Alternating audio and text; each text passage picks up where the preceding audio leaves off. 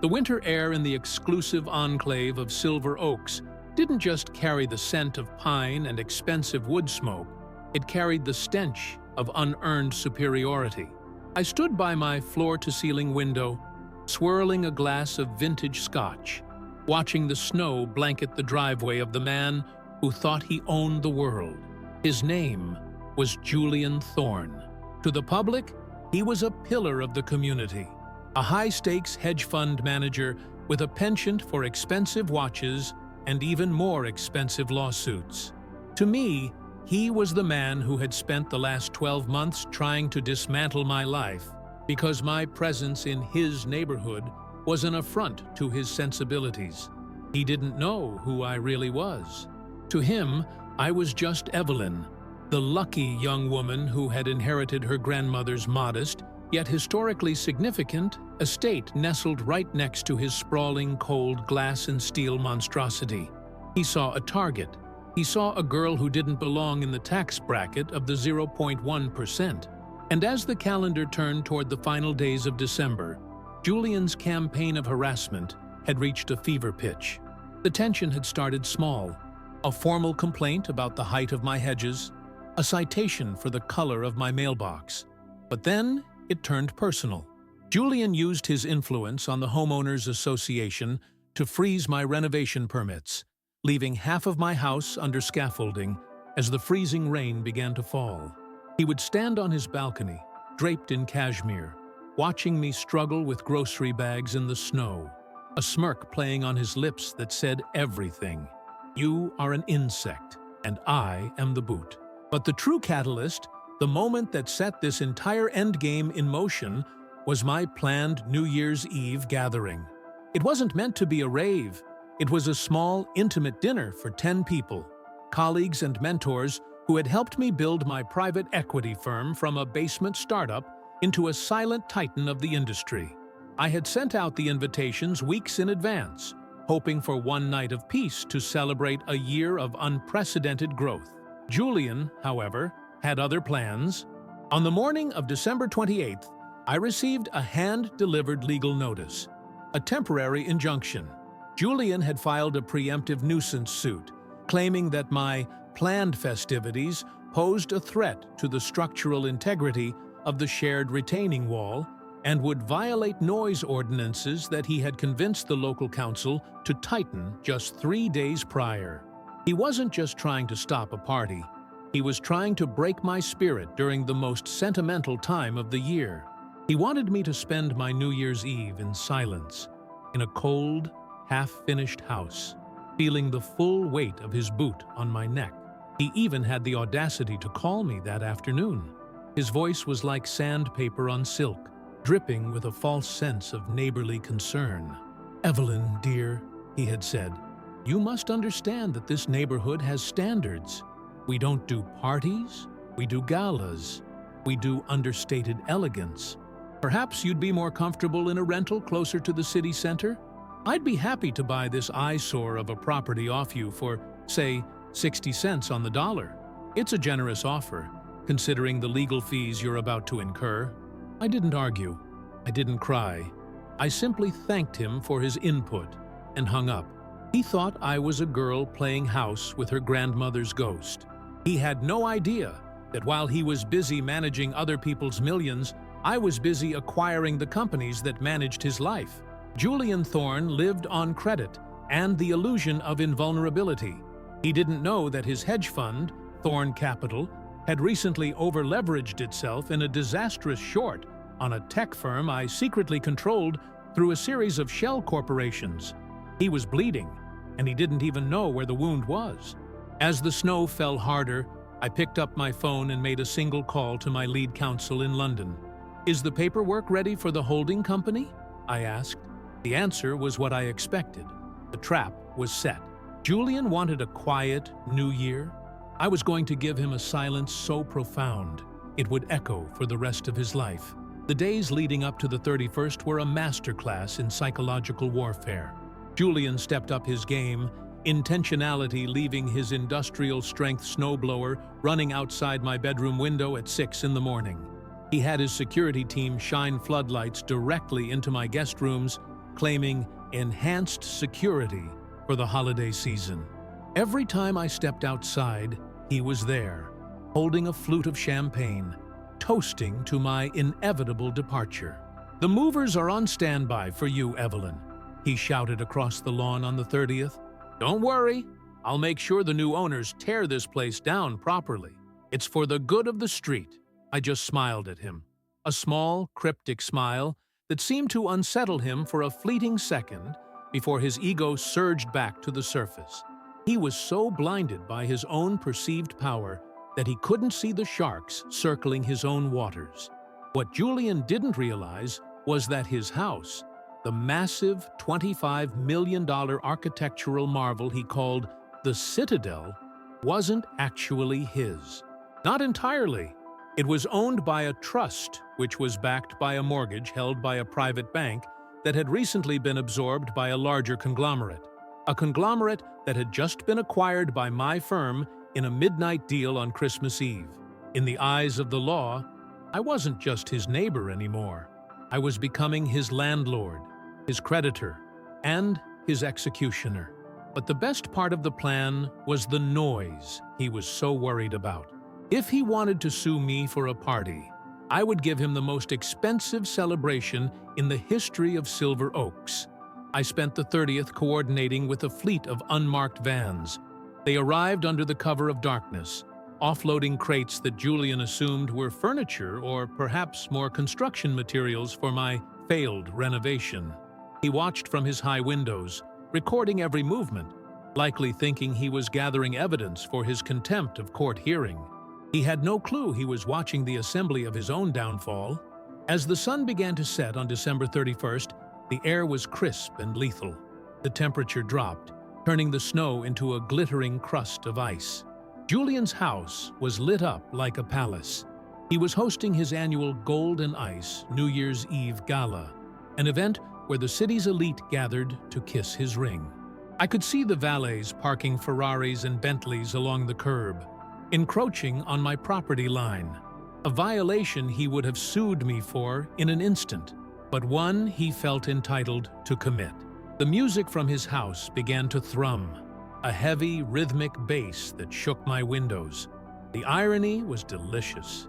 He had sued me to prevent a party, yet here he was, throwing a bash that could be heard 3 blocks away. He felt untouchable. He felt like the king of the mountain. He didn't know that the mountain had already shifted beneath his feet. I dressed in a simple, floor-length black silk gown, no jewelry, no fuss.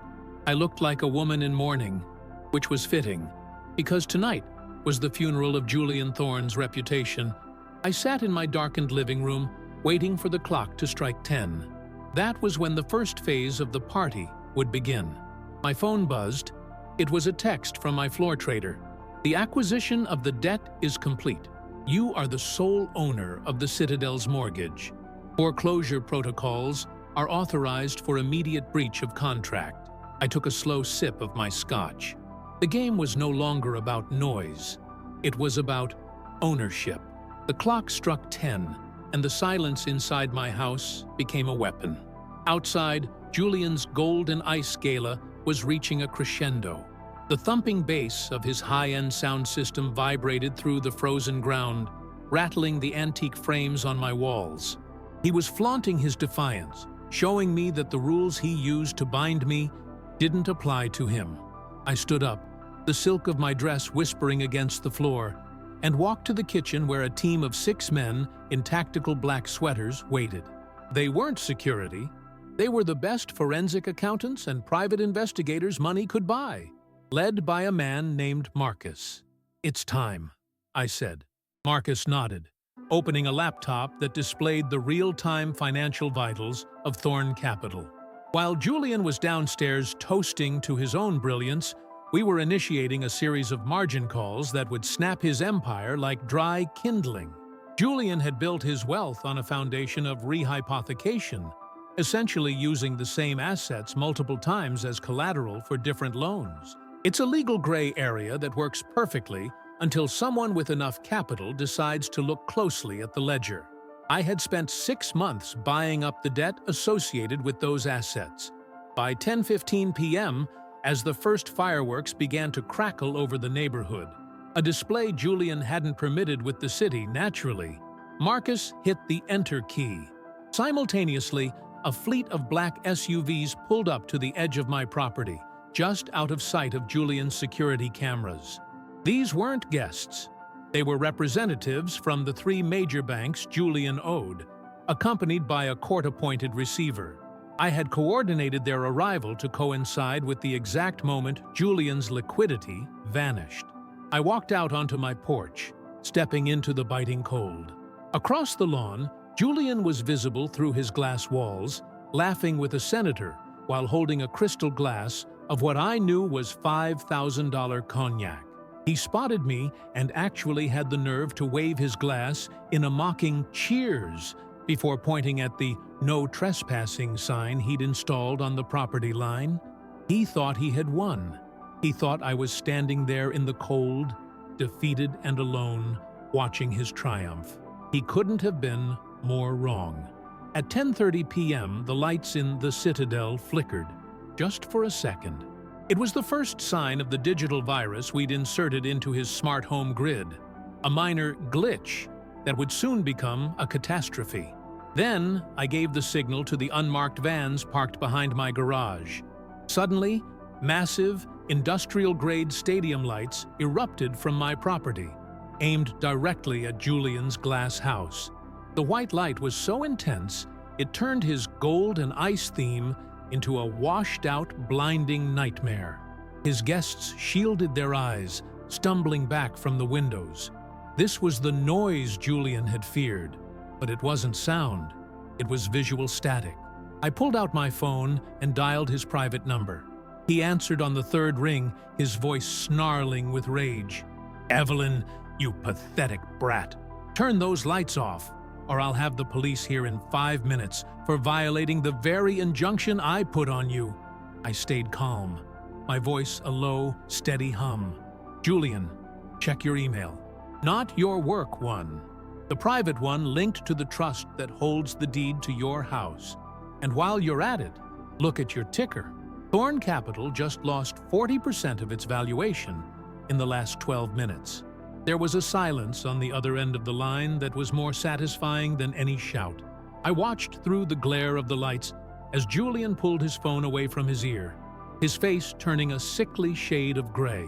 He began scrolling frantically. He didn't even notice that his guests were starting to whisper, sensing the shift in the atmosphere.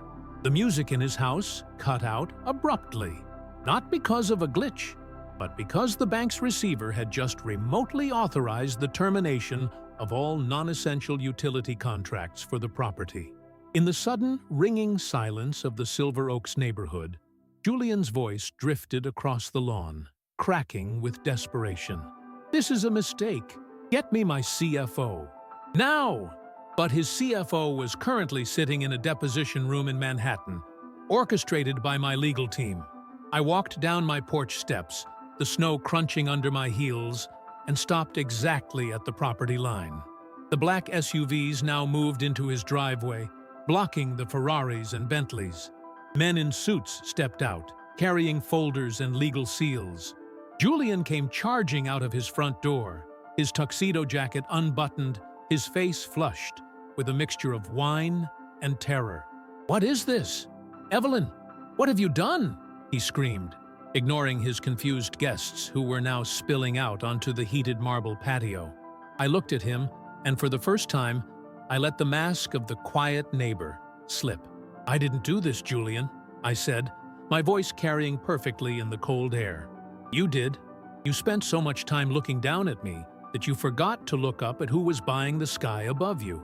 Marcus stepped forward, handing Julian a document. "Mr. Thorne," Marcus said with clinical precision, "as of 10:42 p.m., the mortgage for this property has been foreclosed upon due to a breach of the moral turpitude and financial stability clauses triggered by your firm's collapse. The new owner of the debt has exercised her right to immediate possession. You have 2 hours to vacate the premises." Julian grabbed the paper, his hands shaking so violently he nearly dropped it.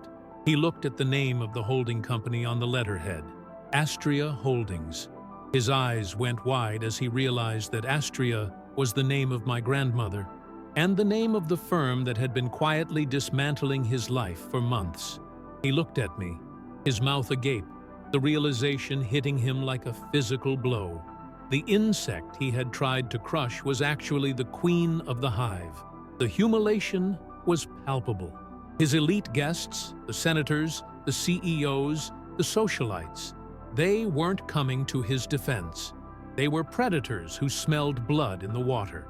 They began to distance themselves, calling for their valets, whispering about Julian's unfortunate downfall. One by one, the expensive cars began to leave, their headlights cutting through the blinding glare I had provided. Julian stood in the center of his driveway, surrounded by the wreckage of his ego. As the temperature continued to plummet, he looked at his house, his Citadel, and realized it was now just a glass cage. "You can't do this," he whimpered, the arrogance replaced by a pathetic, high-pitched whine. "It's New Year's Eve. You can't throw me out in the snow." I stepped closer, just inches from the line he had forbidden me to cross. "I'm not throwing you out, Julian. I'm just enforcing the standards of the neighborhood. And currently, you don't meet the credit requirement to stand on this soil." I turned my back on him and walked toward my own house, where my small group of friends was now arriving, laughing and drinking champagne as if nothing had happened. The contrast was brutal. My house was warm, filled with light and genuine laughter, while his was a cold, dark monument to a dead career. But the night wasn't over. The final stroke, the one that would ensure Julian Thorne never showed his face in this state again, was timed for the stroke of midnight. As the first minute of the new year approached, Julian was seen by the remaining staff and a few lingering, gawking neighbors, desperately throwing his belongings into a designer suitcase on his lawn. He was a man who had tried to steal my peace, and in return, I had taken his world. The final hour of the year arrived with a biting wind that seemed to scream through the trees of silver oaks. Julian Thorne, the man who had spent months treating me like a stain on his pristine view, was now a frantic shadow on his own lawn. He was throwing silk shirts and leather-bound journals into the trunk of the one car he actually owned outright, a vintage Porsche that was now his only sanctuary. The Citadel loomed behind him, dark and hollow, its glass walls reflecting the harsh, unforgiving stadium lights I had refused to turn off. The irony was a cold, sharp blade. He had complained about the noise of my existence, and now the entire neighborhood was witnessing the deafening roar of his collapse. My guests had gathered on my balcony, holding crystal flutes of champagne, watching the spectacle not with cruelty, but with the quiet satisfaction of seeing a bully finally meet a force he couldn't intimidate. As the countdown to midnight began, I walked down my driveway one last time. I didn't need to shout. The silence of the neighborhood was so absolute that every word I spoke felt like a gavel striking a bench. Julian saw me approaching and stopped, a half-folded tuxedo jacket clutched in his trembling hands. His hair was disheveled, dampened by the falling snow, and the fire that had once burned in his eyes had been replaced by a hollow, desperate vacuum. "Evelyn," he rasped, his voice cracking. "Please, I have nowhere to go tonight. The hotels.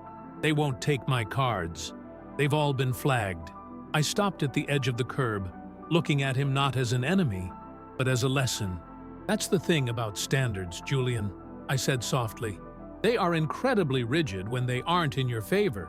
You taught me that." I checked my watch, 11:55 p.m. "You have 5 minutes to leave the property line," I informed him. "At midnight, the private security firm I've hired for my new property will arrive to secure the perimeter. If you are still here, you will be trespassed. And unlike you, I won't need to fabricate a nuisance suit. I'll have the deed, the foreclosure papers, and a dozen witnesses." Julian looked at the massive house he had called his palace, then back at me. "How long?" he whispered. "How long were you planning this?" I smiled. A cold New Year's smile. Since the day you called the city to report my grandmother's rose bushes, you thought you were protecting your property value. I was protecting a legacy. You see, Julian, you play the markets, but I play the long game. You were so busy looking for a victim that you didn't notice you were being hunted by a shark. The neighborhood's digital clocks synchronized. 5, 4, 3, 2, 1. A chorus of distant sirens and fireworks erupted from the city center, marking the start of a new year. At that exact moment, a line of white security SUVs with the Astria Holdings logo pulled into the cul-de-sac. They didn't go to my house. They pulled directly into Julian's driveway, their headlights pinning him against his car like a deer in the brush. The head of the security detail, a woman with a face like granite, stepped out and handed Julian a final notice. The eviction was now a physical reality. Julian Thorne, the king of Silver Oaks, scrambled into his Porsche. The engine let out a pathetic whine before catching, and he sped away into the night, his tires spinning on the ice he had refused to salt for me just 2 days prior. I turned back to my house, where the warmth was literal and emotional. But there was one final piece of business. I pulled out my phone and sent a pre-scheduled English-language press release to the local and financial news outlets. The headline was simple: Astria Holdings acquires Thorne Capital Assets, site of former Citadel, to be converted into public memorial park and community conservatory. I wasn't going to live in that glass tomb. I was going to tear it down. I was going to turn his monument to greed into a garden that honored the grandmother he had tried to erase. The noise he hated so much, the sound of life, of children playing, of nature, would soon fill the space where his ego used to dwell. My lead counsel, Marcus, joined me on the porch, handing me a fresh glass of scotch. "It's over," he said. "The wires are confirmed. You own the block now." I looked out over the snow-covered lawn. The stadium lights were finally turned off, replaced by the soft, golden glow of the lanterns lining my walkway. The air felt cleaner, the weight that had been pressing down on my shoulders for a year finally lifting. Julian had wanted a quiet New Year's Eve, and I had given him exactly that, a silence so total that his name would never be whispered in these halls again. He had tried to buy my silence, so I bought his life. I walked back inside to join my friends. We sat by the fire, the crackling of the wood the only sound in the room. We talked about the future, about the businesses we would build, and the people we would help. The revenge wasn't just in the taking, it was in the rebuilding. As the first sun of the new year began to peek over the horizon, casting a pink hue over the pristine snow, I knew that the herdera disfarçada was no longer a secret. The world knew who I was now, but more importantly, they knew what I was capable of. I had started the year as a victim of a neighbor's cruelty, and I was starting this one as the architect of his replacement. The new year didn't just bring a change in the calendar, it brought a total inversion of power. The man who lived in the glass house had finally learned what happens when you throw stones at someone who owns the ground you stand on. I leaned back against the velvet sofa, watching the snowflakes dance outside the window. For the first time in a long time, the neighborhood was truly peaceful. The eyesore he wanted to remove was the only thing still standing, and the palace he cherished was now mine to demolish. It was the perfect start to a brand new year.